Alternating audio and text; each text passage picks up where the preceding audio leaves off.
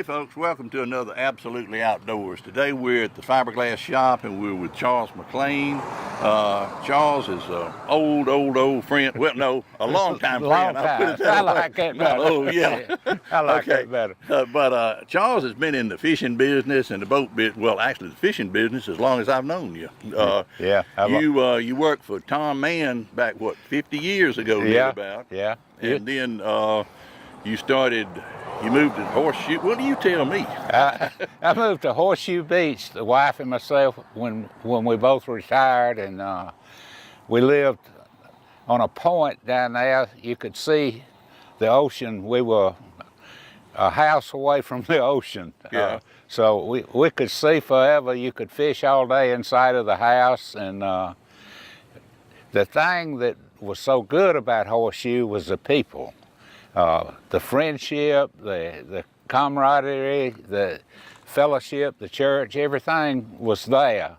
It was just a good way and a good life and good friends and a lot of fishing. Well, you had a good time in Eufaula too. I remember when the kids were just babies, you were down there. That was back in the 60s, wasn't it? Yeah, I managed Mann Bait Company when they moved to Eufaula, and I learned a lot from Tom about fishing and manufacturing worms. Tom just turned out to be the head man there for a while. And I also did some fishing. I didn't just work, I fished. Remember you fished. And I enjoyed that part of it. I really did. It was a good part of my life.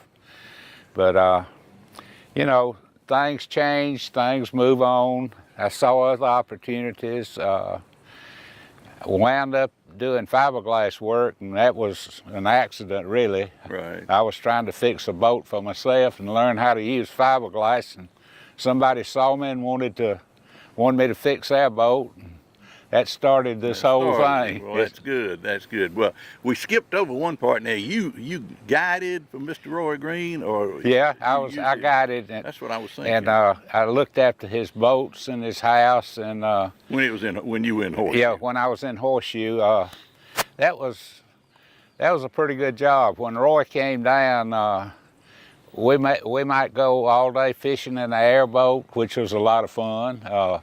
Or we might get in the boat and go offshore 70 miles. But it was just a good life, and it was surrounded with good people and surrounded with a lot of fish. Well, that's the main thing. And that was the main thing. I love to fish. The thing that made it different down there was the wife was with me, the fellowship was there, we had friends. The day didn't end when you got out of the boat. Right. People would come and get together and bring food, and we would fellowship. I know you missed that. Yeah, I do miss that part of it, and but it's good memory. Yeah, But it's good to be back home. Yeah. With you. Back home with Tim. Tim took the business that I was in, and he really built it, and he can do a lot more than I knew how to do when I was doing it. And well, he just had a good teacher. Well, I wouldn't say that. He worked hard. This is hard, dirty work, but I think that we do good work, and we always, when we get through with it, we try to have it right. We demand that of ourselves. So that's real important. Yeah. Okay. Well, we're gonna talk to Tim in just a minute, but and then later on we're gonna go over and we're gonna look at a boat that has a bad transom. We're gonna look at a boat that you're repairing. Yeah. So let's take a break, and we'll be right back with Tim.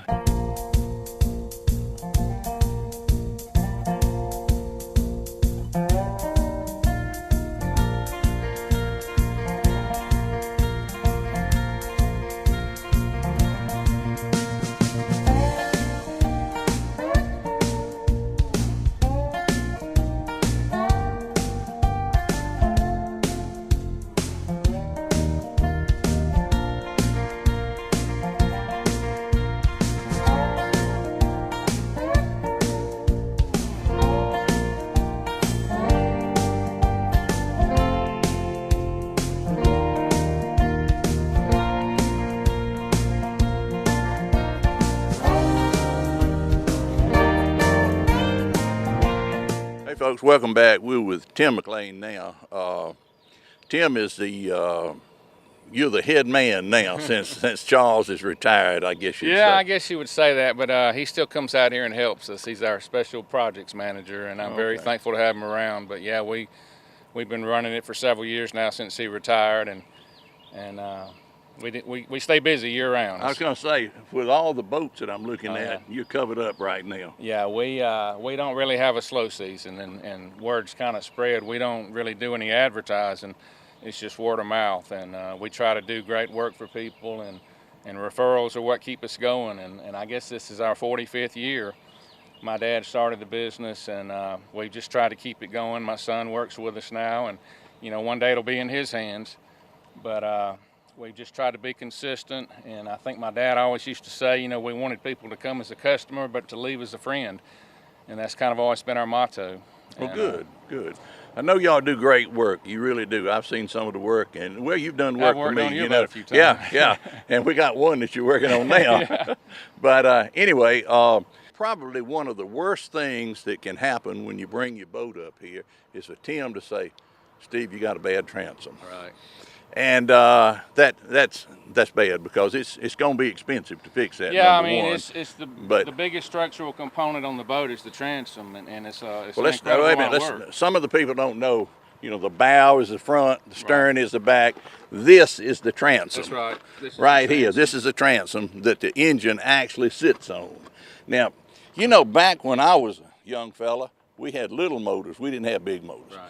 But you never had a transom go bad. Why do you think? Is it because they put these big bolts through there and don't seal it well? That's most of the problem, is they don't have it sealed correctly, and a lot of the boat manufacturers unfortunately don't use treated lumber when they put a transom in. Now some of them are all composite now, but everything that we use is all treated plywood, and we use the top class composites and fiberglass material, and to my knowledge, for all the years we've done it, we've never had a transom come back that we've put in.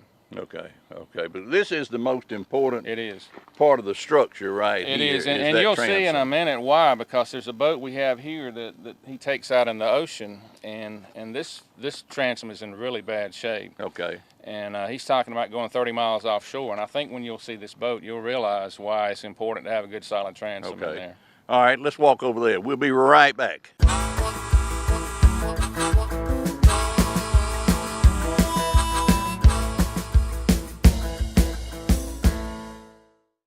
Okay, so we drowned the fire. Yep. Stirred it. Drowned it again. And now just feel if it's cold. Yeah. Cool.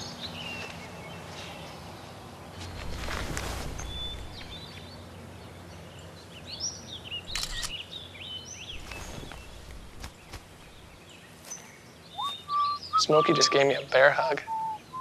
I know. I already posted it.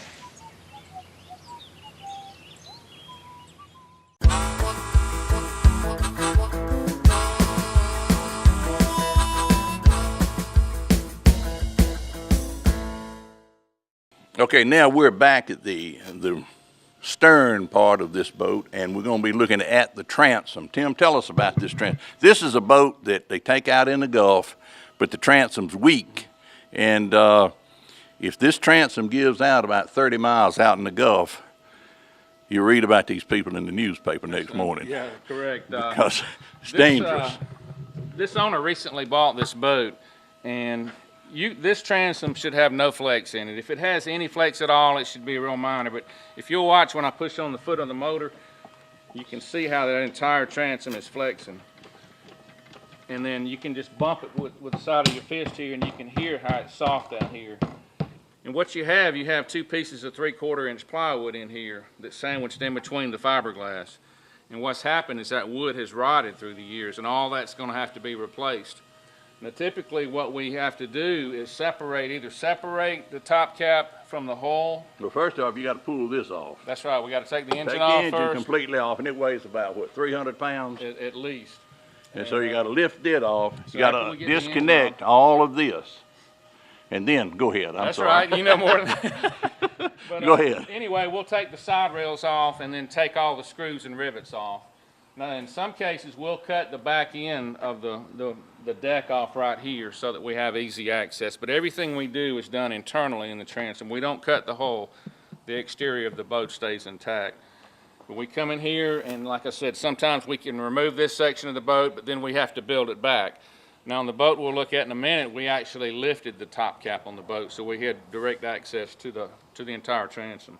Okay. But then once we come in here, we're going to replace it all, dig out all the rotten wood, and sand it and grind it open and clean it where it'll be bonding good when we put the fiberglass in. And then, like I said, we have several different laminates of fiberglass, different strengths, that we'll come in here, put them in, sandwich them in between the treated plywood. Right. And we've got some big clamps, we tie it all together, and then we'll let it cure overnight. And then the next day we'll come in, take those clamps off, and start coating the front side of the transom and tying in all of our knee braces and floor and putting the boat back together. Okay. Yeah, look at this. Can you get this, Chris? Look how this transom wiggles when I do that. No, I'm talking about right over there. Look how that. See how that moves? You just don't want to be, well, you don't want to be 30 miles out. You don't want to be 1 mile out with anything like this, because if this back end comes out or this transom, you got problems. You're gonna sink. And we've actually had 5 or 6 that have ripped off through the years and completely torn off the boat, where they were lucky to get the boat back into shore. Yeah. So it's a real safety factor. Absolutely, absolutely. Well, we're gonna walk over and we're gonna look at one that you've started cutting out now. Okay. See how we can fix it. Don't go anywhere, we'll be right back. Hey folks, we're back here, and this is James Hall, my grandson's boat. And it didn't look like this when it came in, it was all together.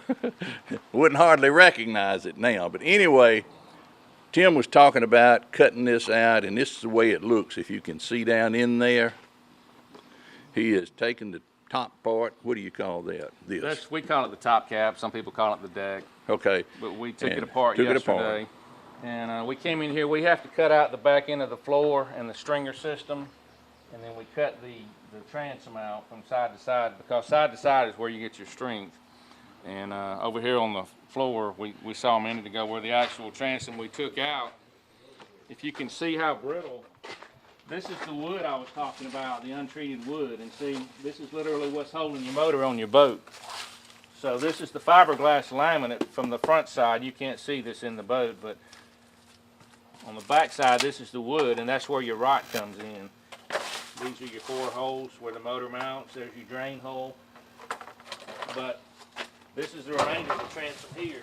It's just basically upside down if you just pick it up. Right. So this is an indication of a rotten transom, typical right here. Yep. So what we're going to do is come in here and replace it with all new wood, good composite fiberglass, build it solid, and you should never have to replace this transom ever. Okay. So that's where we are. All right, well, let's get Kevin over here. Okay, we're going to get my son Kevin over here. All right. This is Kevin. He's the 3rd generation. He's a 3rd generation. And he's going to help us get it started here. We're going to do a demonstration of how we put it in. Kevin, you want to let's put some catalyst in? Why don't you hold this and y'all get over there and I'll get out of your way. Okay. Kevin, you want to put some catalyst in one of those and get us started. Basically what you have your resin, which we have in these milk jugs we use. And this is MEKP, methyl ethyl ketone peroxide, and we use 1% to catalyze when it's warm like this. So this is what makes it cure out when you put it in. You mean make it harder? That's right. That's right. If you don't have the catalyst, it won't ever get hard. Oh, okay. I see. And it doesn't take a lot, especially when it's sun. Right. One cap full, and he's going to stir that, and then we're gonna mix in some chopped strand fibers, and we call it goop.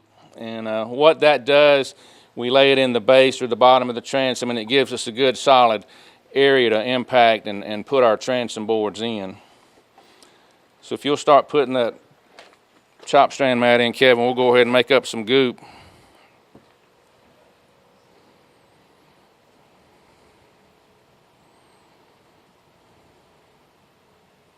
That's just shredded fiberglass. It is. We've got a chopper gun. Chopper gun is what they use to actually build boats. They put the first coat in. It's called a skin coat.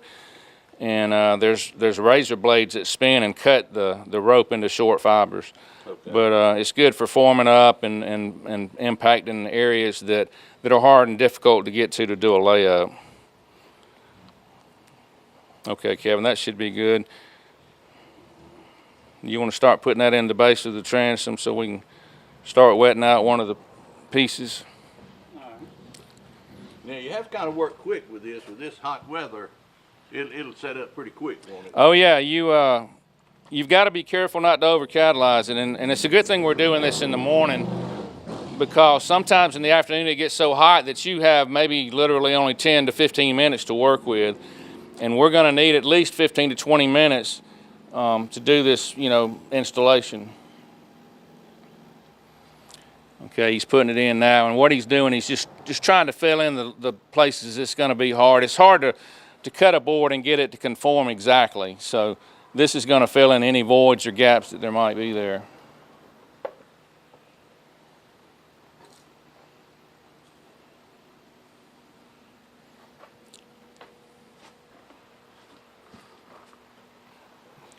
Kevin is getting it in every little crook and cranny there and sealing that transom off real good. And in the meantime, Tim is mixing up some more, and he's coming in with it now to put that in. Like I say, you have to work fast with that stuff at this temperature, because it'll set up on you, and then all you got is a milk jug that you can throw away full of resin. We don't want that. We don't want that. All right, so what we're going to do here is catalyze another batch for laying up our chop stand mat.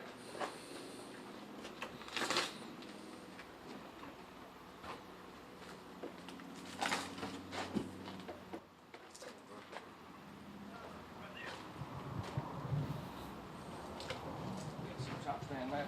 Go ahead and wet it down. Yeah, we have to work pretty quick with it, Steve. You see you actually getting that on the back of the transom there. No, actually it'd be on the front of the transom. Okay. This is our first layup. I need to grab a brush too, Kev. I'm gonna give you this one and mix up some more.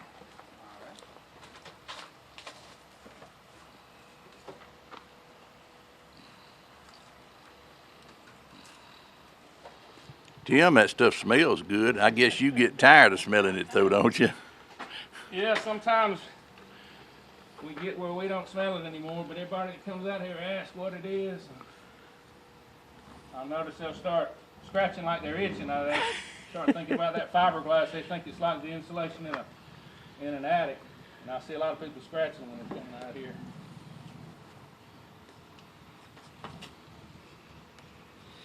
Tim, how do you get that? Do you roll it after you do that? No, You don't have to. If you're building a boat, you would need to roll it, but being that we're putting it on so thick and so quickly, we're going to use brushes. Okay. Kevin, let's get that other laminate, put it in here real quick. Then we'll be ready for our first board.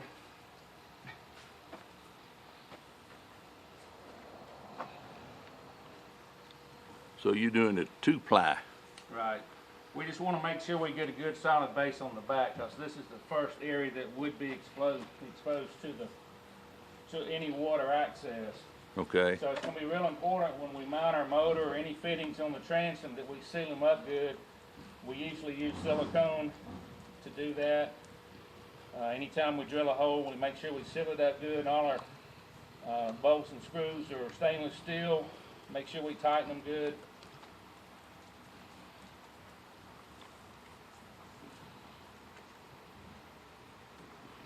It's not really rocket science what we're doing, but you've got to have a lot of experience to know how to do it. Absolutely. Do it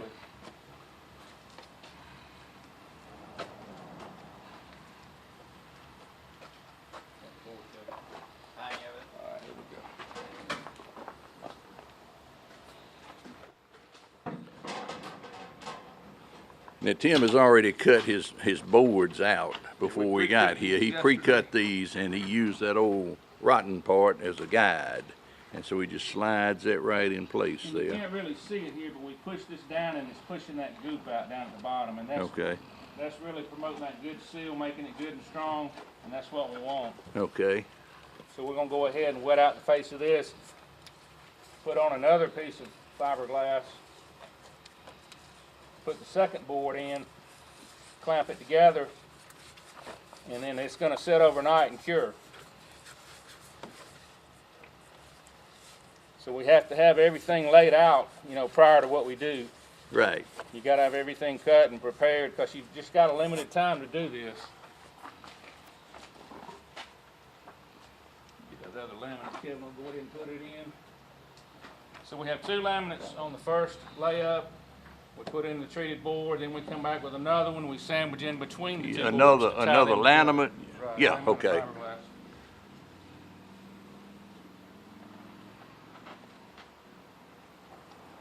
That thing will be stronger than it's ever been. Oh yeah. And it's not gonna ever rot.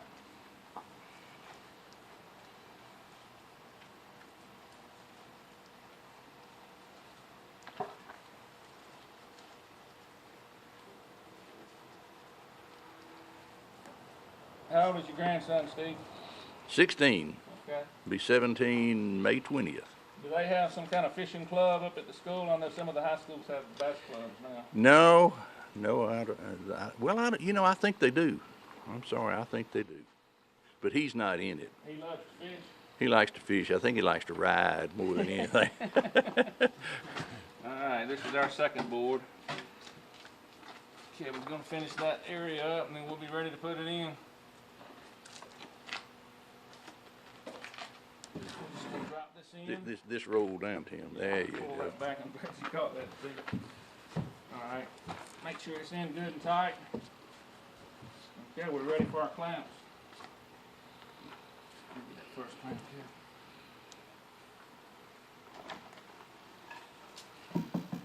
We got some boards we put in here as vacuum supports.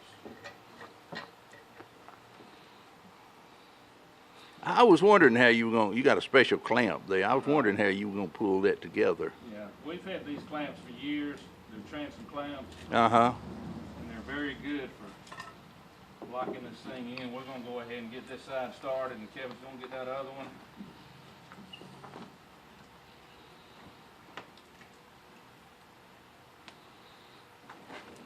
We actually have some more clamps that we'll put on it here in just a few minutes. Okay. But this will be a good way to get us started and show how we get it put in and tied in initially. We're gonna tighten these as good as we can tighten them. You're squeezing that fiberglass. Right. Hey, see that resin dripping out? Yeah. Now normally this morning I failed to do it, but normally we put some tape over this so that resin won't drip out, but I'll just take some acetone in a minute and clean Okay. that up and it won't be a problem. But we got our clamps good and tight. The transom's in. We'll let it cure overnight. And tomorrow we'll take them off and fiberglass the front side. Put our pieces of flooring, and this is where flotation was. We'll rebuild all that. We'll put the deck back down. We'll set this in some fiberglass, clamp it down. Put our side rails back on and put the engine on, be ready to go. Well, now you've just witnessed rebuilding a transom. The installation is probably the easiest part. The hardest part is getting the boat apart, putting it back together. That's where most of your time is. Well, I'm so glad that you could do this instead of cutting it right here. Right. That would have been a much tougher. It tougher is, job. and you But know, and doing it's- it like this with the cap up. Some of the boats, it's just about impossible to take apart like this. But when we cut it, then we have to come back and rebuild it. So Rebuild that's it, very yeah. time consuming as well. Okay. Okay. And especially if you have metal flake. We have a metal flake guy, Brad Williams, that's really good. That he has to come in there and match those colors and blend it in, make it look like it did originally. Yeah, that's tough. That can be a That's tough. challenge. That can be a challenge. It really can. All right, so now when they say those words, "You got a bad transom," you know how to get it fixed. That's right, and you'll know where to Tim, come. Kevin, they're the best. They're absolutely the best. And we're going to take a break. We'll be right back. We want to talk to Charles and to Kevin and to Tim in a few minutes. Don't go anywhere. Hey, folks, welcome back. As I said, we're with Charles and Tim and Kevin. All of them are experts in this. This is the old man of the bunch. He basically taught them all, and Kevin's going to take over when Tim retires. But if you have a problem with your transom or any other fiberglass work, you know, come by. We're right off Somerville Road. It's called the Fiberglass Shop. And I want to ask Kevin. Kevin, how long have you been doing this now? Off and on since I was in high school. So when I started out here during summers at high school, going with my dad and working some out of town with him at different marinas. But yeah, I mean, off and on, what about, I don't know. Probably 15 years, 15. but probably the last 3 years full time. Yeah. Boy, you've got probably 100 years experience. Oh, yeah. We got 50 at least here, and you've got I'm about 40. 35, So, you know, it's getting up there. Right. But anyway, thanks for watching. Like I said, if you, one thing I wanted to mention. A lot of people are asking me, how can I see this? I live in way off somewhere, and I want to see the show. Go to CTV Beam, Absolutely Outdoors. And go get a pencil and write that down. CTV Beam, Absolutely Outdoors. It's on YouTube, and you can watch it as many times. And we want you to watch it. We want you to watch it every week and enjoy it as much as we do.